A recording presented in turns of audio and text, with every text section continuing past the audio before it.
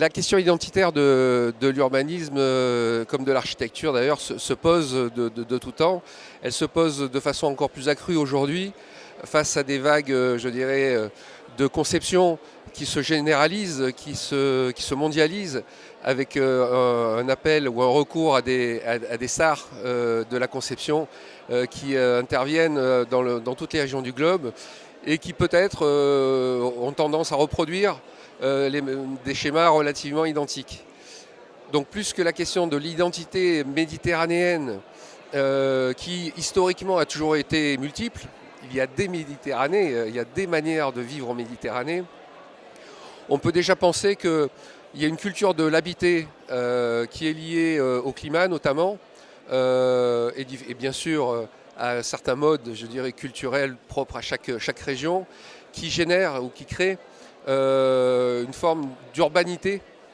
plus que d'urbanisme, d'urbanité et de manière de penser ou de vivre l'espace.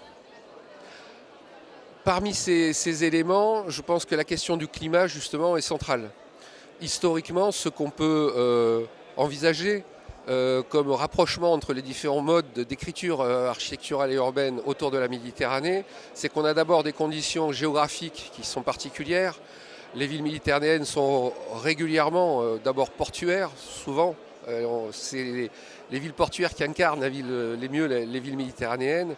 coincées entre mer et collines, donc avec un rapport à la pente, à la topographie et à l'horizon qui est particulier, et qui,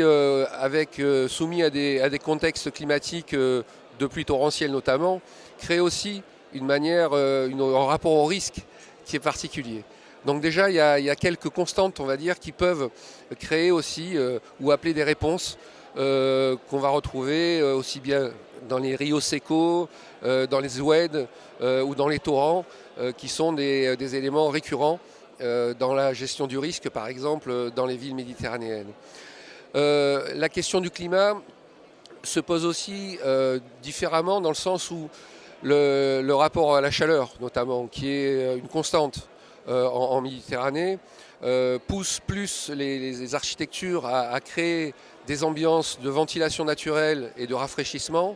que de création de chaleur, ou en tout cas de préservation de la chaleur, comme c'est le cas en Europe du Nord. Et donc appelle des solutions architecturales historiques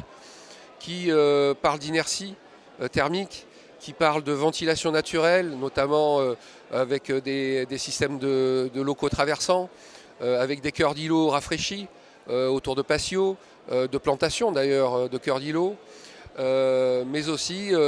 des systèmes spécifiques comme les tours à vent par exemple, qu'on retrouve régulièrement dans des écritures différentes, mais qui toutes parlent de la même question, qui est la question de la manière dont on allie le confort climatique et la qualité d'usage des constructions. Et une des réponses qui peut être considérée comme une constante, c'est celle de la façade épaisse. Cette façade épaisse qui va à la fois mettre à distance des espaces de vie, justement dans la profondeur, les mettre à distance de l'extérieur, le plus contraint ou le plus exposé, mais en même temps sont des dispositifs épais qui vont devenir des espaces en tant que tels et des espaces supports d'usage. On peut penser à la loggia, on peut penser à tous ces dispositifs de galeries, par exemple, d'arcades,